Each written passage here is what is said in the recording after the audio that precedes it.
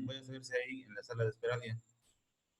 Sí, ya ahí en la sala de espera. Ya estuvo entonces, sale. Ahora, ahí, ahí.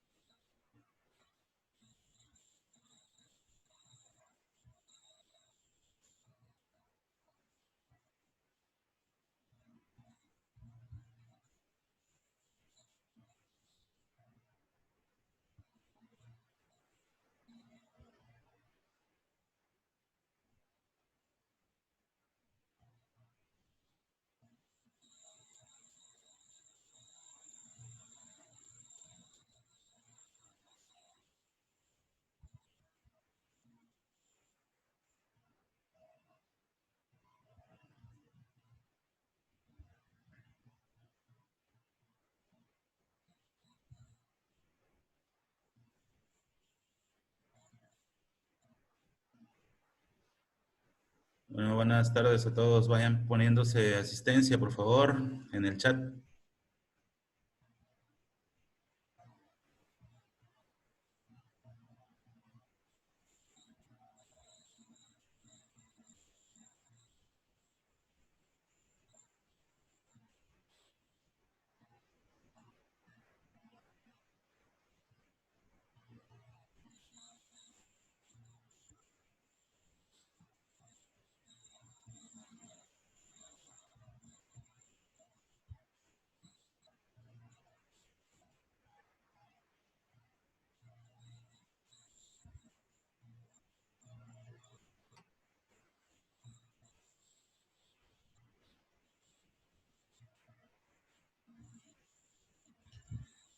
Vayan poniendo su asistencia en el chat, por favor, antes de empezar, mientras agregamos a los que faltan. Gracias.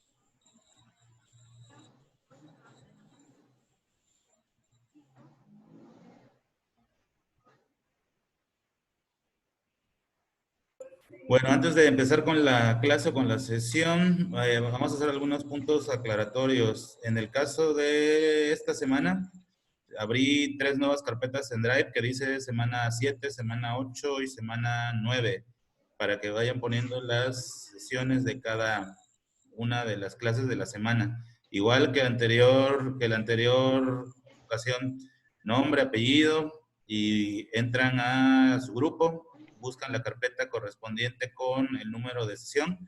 Por ejemplo, en el caso de hoy, que es sesión 7, buscan el número 7 y ahí depositan su trabajo con nombre y apellido. No tienen que crear una nueva carpeta, ya para eso están hechas, para así yo tener un mejor control y facilitarme más las cosas. Entonces, bueno, eso para comenzar. Con respecto a la evaluación, les tengo que decir algo. En el caso de nuestra materia, que es Historia de México, la evaluación será el día miércoles. El día miércoles vamos a evaluar en función del examen. La evaluación va a ser a través de un trabajo que va a estar puesto en plataforma y bueno, mucha atención con ese trabajo, únicamente va a estar abierto ese día para darle espacio y respetar a los otros maestros que también van a tener evaluación con ustedes en esta semana. Las evaluaciones tienen que ver con los pendientes de la primera semana, no es con esta. Entonces, bueno, nada más eso.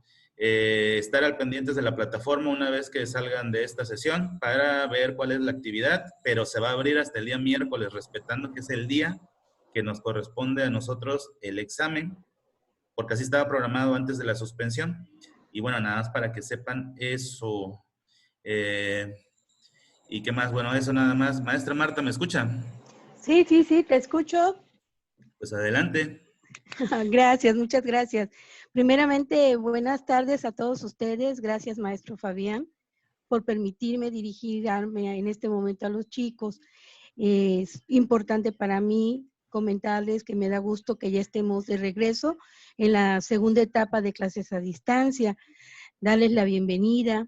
Deseo que todos se encuentren muy bien, al igual que su familia, que tengan salud y que, bueno, que es importante eh, capitalizar que de estas experiencias de vida se nos permite potencializar otras habilidades.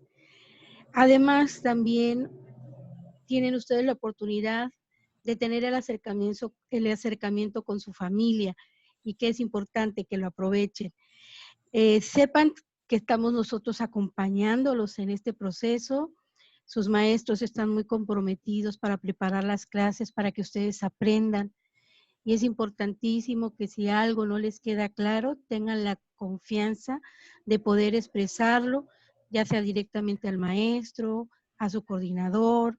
Estamos supervisión y dirección también, dando el acompañamiento en cada una de sus clases.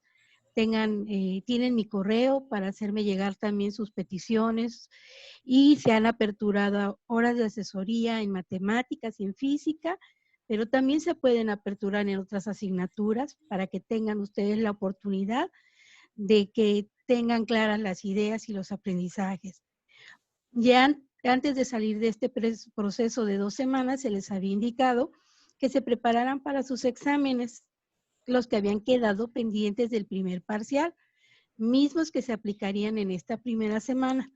Por esa razón también nos encargó tareas y las tareas que se les están encargando en esta semana son para entregar el viernes con el propósito de darles oportunidad y que se preparen para la aplicación de su examen. Ya sus evidencias ya las tienen registradas sus maestros.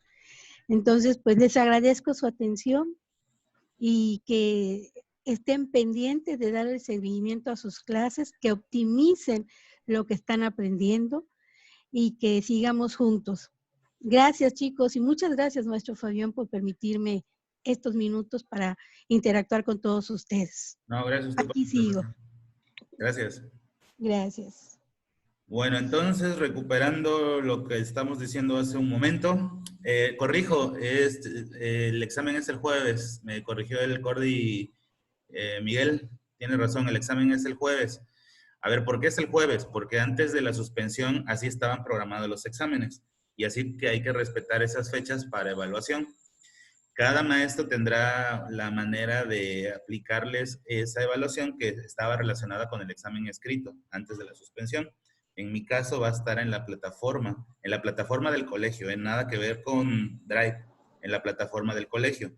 Ahí van a poder accesar y ver cuál es la actividad que va a suplantar la actividad de examen que habría ese día y que ahora va a ser este jueves. Solamente se va a poder subir la actividad del jueves desde las 0 horas hasta las 23:55 para darle espacio que en las otras materias tengan sus propios días. Eso por un lado. Lo otro, lo que les comentaba la directora, las evidencias tanto de la sesión 7, que es la de hoy, la sesión 8 y 9, que son las 3 de la semana, en mi caso, se van a poder subir a la plataforma, se van a poder subir a Drive en la carpeta correspondiente, dando un plazo hasta el día viernes, para que puedan ustedes también dedicarle el tiempo suficiente a las otras materias que están en proceso de evaluación del primer parcial. Entonces, resumiendo todo, Las sesiones 7, 8 y 9 con sus actividades se van a subir a Drive y van a tener de plazo hasta el viernes para poderlo hacer. La evaluación de Historia de México para poner calificación del primer parcial, porque el examen no nos dio tiempo, va a ser una evaluación que va a estar en la plataforma del colegio. Buscan la plataforma, ven cuál es la actividad, pero solamente la van a poder subir hasta el día jueves. ¿De qué trata el trabajo? Tiene que ver con todo lo que estuvimos viendo en este proceso de educación a distancia, todos los temas relacionados con el proceso de evaluación a distancia. Y como están subiendo todas las actividades por sesiones en Drive, pues doy por sentado que todos tienen el contenido, puesto que todos los estuvieron subiendo, a excepción de una u otra persona que no se conectó y que más adelante luego también entregó las actividades en destiempo, pero justificado. Entonces, bueno, eso respecto a la evaluación del jueves, que va a ser en plataforma. Saliendo de esta clase pueden checar, pero solamente se va a poder subir el mismo jueves, 24 horas de plazo desde que arranca el jueves hasta que termina. Hablando de la sesión de hoy, bueno, nos habíamos quedado en la finalización del proceso de Revolución Mexicana. Hoy concretamente vamos a hablar del México post-revolucionario. Y por ese intento de democratizar al país, cuando digo intento es porque nos llevó muchos años más poder transitar a un proceso realmente democrático y regido por instituciones, no por armas. Nos llevaría mucho tiempo hasta el nacimiento del PRI. De hecho, el PRI tiene ese nombre porque justamente utilizó como plataforma o como bandera para poder llegar al poder la institución por encima de la agresión, la imposición a través de las armas, como había sucedido en la época revolucionaria. Y por eso es que toma ese nombre. Antes de ser PRI ya había dos partidos más, el PNR, PRM también, pero no es hasta el PRI cuando ya México como institución ya tiene cierta fuerza. Y que bueno, a lo mejor hoy en día podemos hacer una crítica respecto a si esas instituciones del Estado hacen su trabajo de manera correcta, pero el punto es que ni siquiera existían, ni siquiera eran contempladas, ni siquiera las habíamos creado. Y a partir de este proceso de institucionalizar al país, democratizar al país, que no precisamente democratizar está relacionado con que puedas votar o no. El proceso de democratización va más allá, es donde la voz del pueblo se ha escuchado a través de diferentes mecanismos, en este caso el Congreso, para hacer iniciativas de ley que se ajusten y que acomoden las circunstancias para hacerle frente a las necesidades del momento. Eso es tanto el proceso de democratización y no precisamente tener derecho o acceso a votar. Ahora, ¿en qué va a consistir las evidencias de clase para el día de hoy? Que quedamos que las pueden subir hasta el viernes. Te voy a dar a ampliar esta parte de acá para que puedan apreciarlo. Tiene que ver con el organizador gráfico de referencia, es decir, mi organizador que utilizo para dar las clases, que pueden hacerle ustedes una modificación, claro, dependiendo de las notas de clase como las tomen. Además, una actividad en la libreta, que se trata de definir los artículos 3, 27 y 123, utilizando mi clase y utilizando también la información del libro base. Entonces, en la libreta, después de las anotaciones de la clase, hay que definir el artículo 3, 27 y 123 de la clase y también utilizando como referencia el libro base que en las páginas 103, 104. Más adelante también está otra diapositiva donde se muestra la actividad. También haciendo hincapié en esto, ahora que regresamos y solamente para que nos quede súper claro lo que tenemos, cómo debemos de comportarnos en este modelo de educación a distancia, es estas que ya conocen, pero nada más las reforzamos para que otra vez nos habituemos a ellas. Uno de ellos es, bueno, estar a tiempo en la clase, unos 5 minutos antes de la hora marcada para que cuando el maestro inicie se le pueda incorporar a todos al mismo tiempo y no estarlo haciendo de manera interrumpida, quitándole momentos a la clase. Otra, que es un gran pendiente para muchos, sin decir nombres, ni siquiera los identifico, pero hay muchas personas que no tienen la foto que se les pidió como oficial en Zoom. Se les pidió que utilizaran una foto tamaño infantil o la que ya tenían en sus plataformas, ya sea en la plataforma de la escuela o en el correo institucional. Y si no las tuvieran, bueno, pues entonces toman una foto, hacen tamaño infantil para poderla subir a la plataforma como vista con la camisa de la escuela. Eso es algo que se les había pedido ya desde mucho antes, pero hay todavía algunos que no lo han hecho y bueno, es una petición que se les hace considerando también que este tipo de actitudes equivalen al comportamiento adecuado dentro del salón. Es decir, acatar lo que se te pide, guardar el orden, entrar a tiempo, venir uniformados, es lo mismo, pero en este proceso a distancia. Así que considérenlo para que lo cambien la foto que tienen cuando no sea una foto de las que se les ha pedido. Otra cosa también, recuerden que las clases están siendo monitoreadas por los coordinadores, por la dirección, como acaban de darse cuenta, así ha estado siempre, desde la primera hasta ahorita, y que además están siendo grabadas, lo que significa que es una posibilidad para aquellos que por alguna razón, ajena a su voluntad, algo extraordinario, no puedan tomar la sesión, no haya internet, no haya luz o cualquier cosa, para que puedan recuperar la clase con sus coordinadores, ya que las clases están siendo grabadas, nada más pedirían el número de sesión. Por eso es importante que no perdamos ni la fecha ni la sesión que corresponde. Si en caso de que llegaran a perder alguna, por alguna situación, entonces, considerando el número de sesión que correspondía, se la piden al coordinador correspondiente. Entonces, bueno, eso es parte de lo que se pide. También estar al pendiente de entregar las actividades tanto en Drive como en la plataforma, muy al pendientes, porque básicamente la evaluación va a ser a través de estos dos recursos, dos plataformas, para poder conformar su calificación del segundo parcial y hasta donde nos llegue la contingencia, ¿no? Que ya en su momento les darán instrucciones, previamente que el colegio también recibe instrucciones por parte de la autoridad pertinente, en este caso la Secretaría de Educación Pública. ¿Qué más? Bueno, y estar al pendiente del correo institucional y de la plataforma para los mensajes que por ahí se reciban y estar al pendiente de entrar puntualmente a las clases. Y ya sin más, nos vamos al tema de hoy que tiene que ver con el proceso postrevolucionario y la lucha por la democratización, que es lo que vamos a ver como primera clase de la semana. Primero, y empezamos a ir tomando las notas correspondientes en cada uno de los puntos. Primero, la Constitución que nos rige fue promulgada el 5 de febrero de 1917. Un poco ya lo habíamos manejado desde la sesión anterior.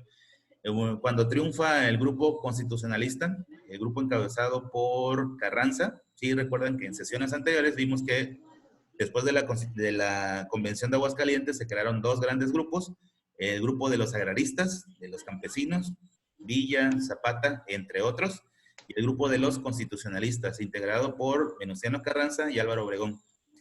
Este último grupo termina triunfando sobre las demás facciones, se impone como presidente a partir de 1914, pero de manera no constitucional, Venustiano Carranza, pero ya lo hace de manera con la investidura presidencial y con una constitución en la mano a partir de 1917, que se crea un 5 de febrero, utilizando la misma fecha de la anterior constitución que se había promulgado también en esta fecha, pero en 1857, que se le atribuye al presidente, bueno, en realidad fue Comonfort, aunque en muchas ocasiones se le atribuye a Benito Juárez.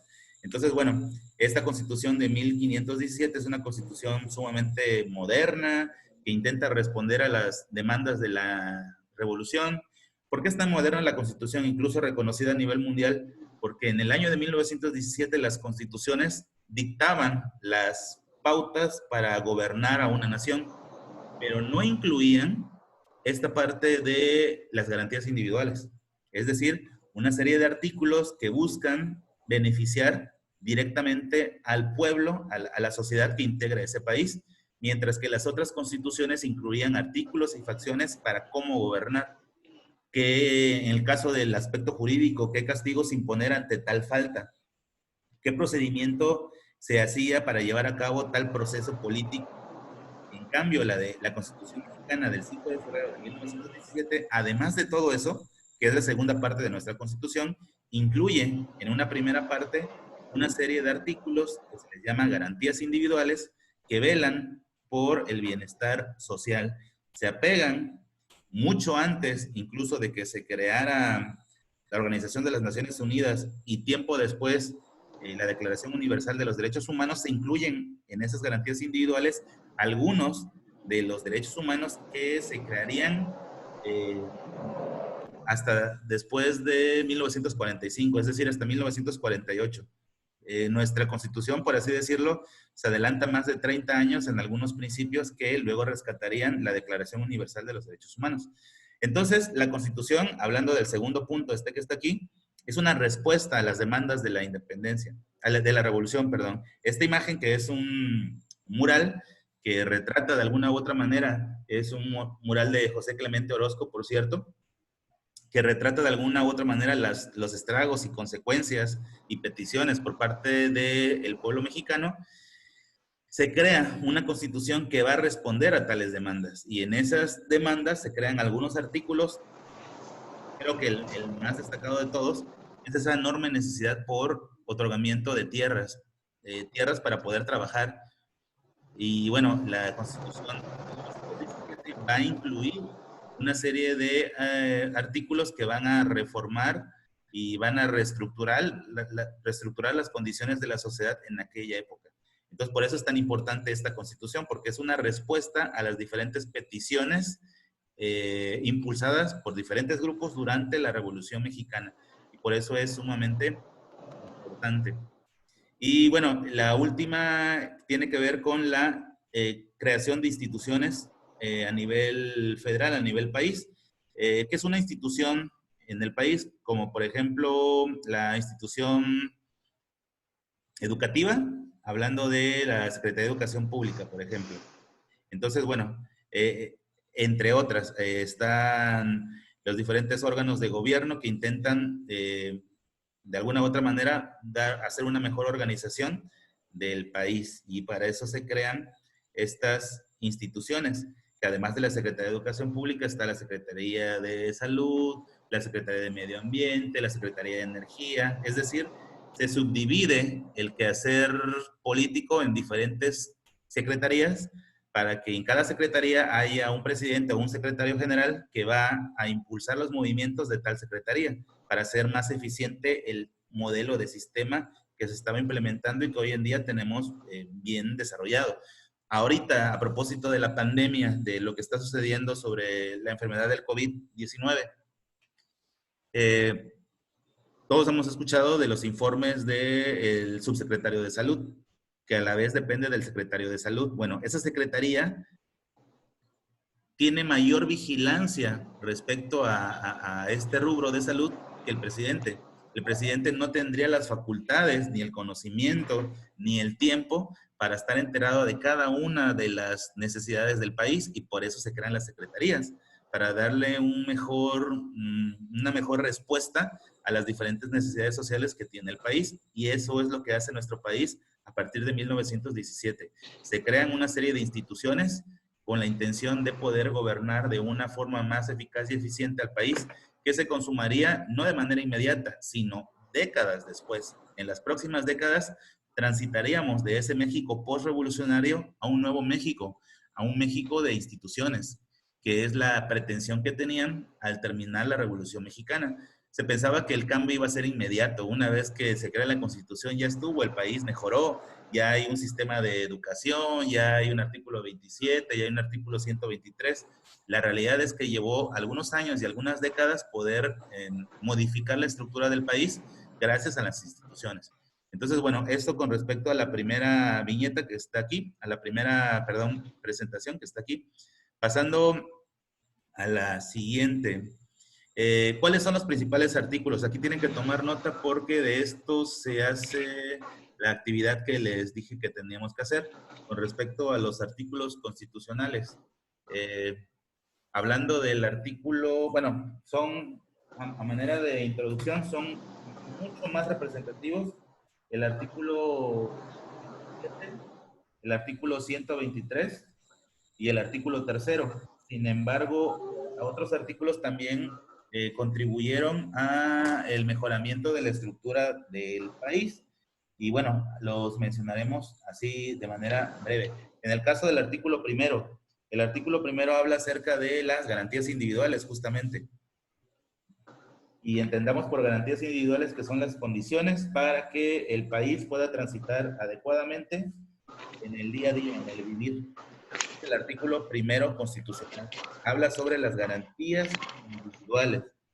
El artículo segundo, el artículo segundo, bueno, el artículo primero también, perdón, tiene una facción que habla acerca de que se debe de evitar a toda costa la discriminación en todos los sentidos y en todos los ámbitos. En aquel tiempo la discriminación estaba enfocada hacia los grupos indígenas, hacia a la gente marginada, a la gente pobre, hacia el campesino, sobre todo. Había otros tipos de discriminación. Bueno, todo eso está contemplado también en el artículo primero, las garantías individuales y la discriminación.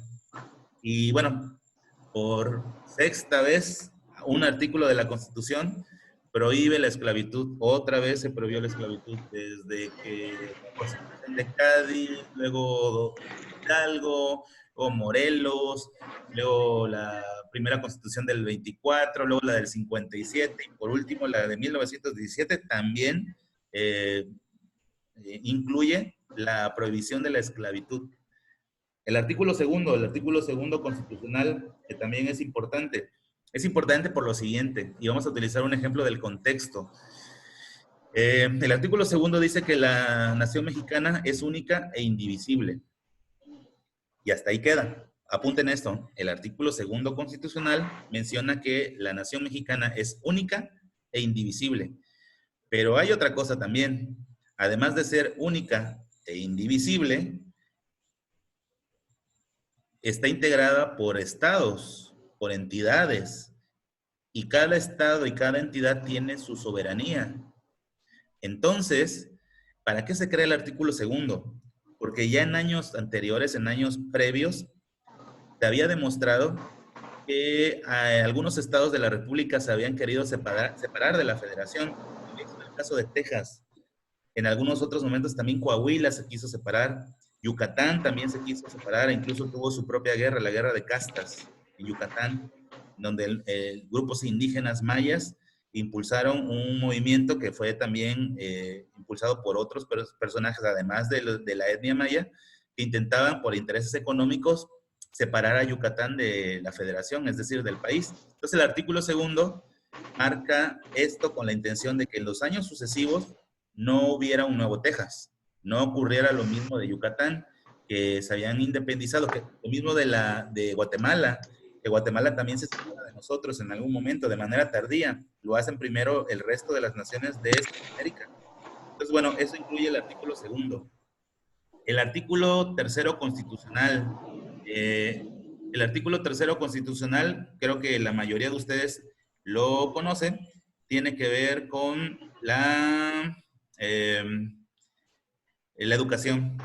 Se establece que la educación, obviamente se han hecho enmiendas, se le han hecho adiciones a la Constitución, al artículo tercero, pero habla sobre la educación, que la educación debe de ser gratuita, la que provee el Estado, que debe de ser laica, se establece el principio de laicidad, porque anteriormente tenía una tendencia religiosa, ¿no? Que hasta hoy en día algunas escuelas sí, pero son escuelas que no dependen del Estado, es decir, que son independientes, que son particulares. Entonces el artículo tercero constitucional, dentro de sus primeros principios, establece que la educación debe de ser laica, gratuita y obligatoria. Con el paso de los años se hicieron nuevas adiciones al artículo tercero, de tal suerte que se consideró educación básica en un principio, la educación primaria, luego trasciende la educación secundaria, y vemos que en un breve tiempo la educación básica incluye también incluso bachillerato. Que la educación básica, según el artículo tercero, es la que está obligada el Estado a proveer.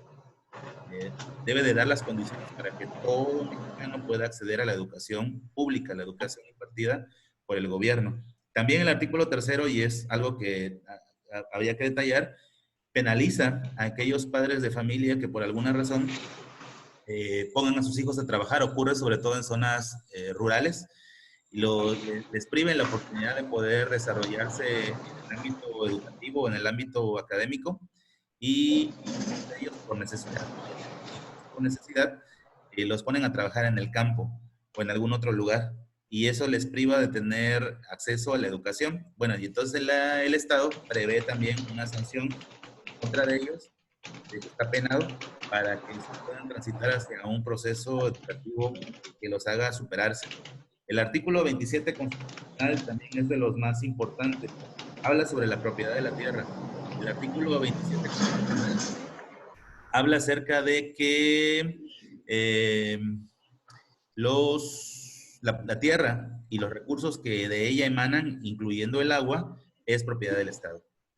El recurso más importante que tiene el Estado para hacerse de recursos económicos desde aquel tiempo y hasta hoy en día, indudablemente es el petróleo.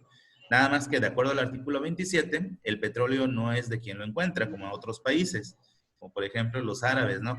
Los jeques árabes que llegan a tener muchísimo dinero porque en sus espacios, en sus propiedades, tienen petróleo o pueden extraer petróleo y eso los hace inmensamente ricos. Bueno, en el caso de México, el artículo 27 dice que los recursos naturales que emanan de la tierra, incluyendo el agua, son propiedad del Estado. Y por eso el Estado puede venderlos, pues. E incluso se han hecho algunas enmiendas en la Constitución porque en el artículo 27, por lo menos en este momento, se prohibía que cualquier extranjero pudiera explotar los recursos naturales. Luego se haría una enmienda en la Constitución para permitirle a empresas transnacionales hacer tal extracción y tal venta. La última de estas la hizo Enrique Peña Nieto, en donde permitió que empresas extranjeras pudieran meterse al negocio de Pemex en la extracción petrolera y eso en la reforma energética, que fue la reforma más importante que hizo el gobierno anterior con Enrique Peña Nieto.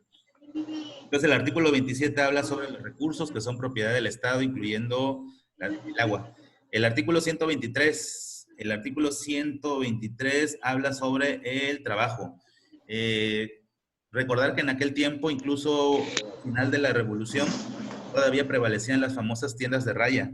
Estas tiendas de raya se obligaba en el casco de la hacienda, porque así era el modelo de producción, una hacienda en el centro de la comuna, de la comunidad, esta hacienda generalmente grande, que incluía granero, que incluía tienda de raya, es decir, donde pagaban, incluía dormitorios, como una especie de castillo, pero moderno, un poco recuperando la época feudal en donde los campesinos vivían alrededor del casco principal del castillo, en este caso sería la hacienda. Bueno, en este modelo de hacienda incluso no se les pagaba dinero, se les pagaba en especie. Escuchamos que en la época final del porfiriato, estas tiendas de raya se les daba apenas lo suficiente para subsistir a los campesinos. Se les pagaba con maíz, con frijol, con algún otro en especie, nada más con lo suficiente para poder sobrevivir. Bueno, el artículo 123 habla acerca del trabajo y habla acerca de que debe de ser remunerado, que la remuneración debe de ser lo suficiente para sufragar lo necesario, que no se pueden establecer jornadas tan extensivas, exhaustas como antes, que se trabajaba de sol a sol, mientras la luz solar pudiera dejarte ver, se trabajaba en el campo completamente de sol a sol. Ahora no se establecen jornadas de trabajo. Se irían perfeccionando el artículo 123 a lo largo de los años, hasta lo que hoy en día tenemos como una conquista los trabajadores, ¿no? Que tenemos derecho a asistencia social, a salud, tenemos derecho a vacaciones, tenemos derecho a un día de descanso a la semana obligatorio, tenemos ciertas recompensas que después de, si checamos la fecha, que hemos logrado consumar con un poco más de 100 años. No ha sido fácil, ha habido momentos de avance y retroceso, pero bueno, el artículo 127 es uno de los resultados y frutos de la Revolución Mexicana, uno de los más importantes, junto con el artículo 27 y el artículo 3. El siguiente artículo, el artículo 130. Nuevamente, reforzando la idea de Benito Juárez de separar a la iglesia del Estado, se establece el artículo 130. El artículo 130 habla acerca de la división entre el Estado como órgano de gobierno y la iglesia, en donde no debe de haber injerencias de los segundos sobre los primeros, que es algo viejísimo, ¿no? Desde la época de los imperios, la famosa frase de darle al César lo que es del César, darle a Dios lo que es de Dios, incluso en el año C, cerca del año cero cuando Jesucristo. Entonces esto es muy antiguo, nada más que en épocas modernas se tiene que reforzar, regular y legislar a través de un artículo constitucional, porque es lo que le da certeza que se cumpla este principio que muchos países utilizaron desde la época antigua. Y bueno, siguiendo en este tema de tránsito hacia una vida democrática e institucional, al presidente Venustiano Carranza le toca vivir una época difícil al final de la revolución. En 1917, un 5 de febrero, termina la revolución y comienza el gobierno oficial de Venustiano Carranza, pero le tocan situaciones bien graves. La primera de ellas es que dos referentes de la revolución muy importantes mueren asesinados. El primero de ellos, Zapata, un ícono de la lucha campesina, muere asesinado en el año de 1919. En un evento separado, diferente, también muere Felipe Ángeles, también uno de los grandes íconos de la revolución. Emiliano Zapata muere a traición por parte de Jesús Guajardo en una hacienda llamada Chinameca en el estado de Morelos. Este Jesús Guajardo pertenecía al gobierno de Carranza, por cierto, y le ofrece a Zapata pasarse a su bando, entregar el armamento, y lo cita en un lugar, que es esta hacienda de Chinameca, y Emiliano Zapata entra a la hacienda y ahí es masacrado por soldados que estaban en la azotea y en los diferentes espacios que había dentro de la hacienda, y terminan asesinándolo. Él va montado a caballo, logra sacar incluso su arma oficial y hace algunos disparos. Por eso es que las esculturas que le hacen homenaje a Emiliano Zapata lo hacen con un caballo con los cuartos delanteros o las patas delanteras alzadas. Es un signo que demuestra que murió en combate. Es como parte de los principios del diseño arquitectónico y que una vez que los conoces, ya sabes, cada vez que vean a una escultura donde el caballo tenga las patas delanteras alzadas, significa que murió justamente en combate, como es el caso de Emiliano Zapata. Creo que junto con Villa, dos de los más grandes íconos de la Revolución Mexicana.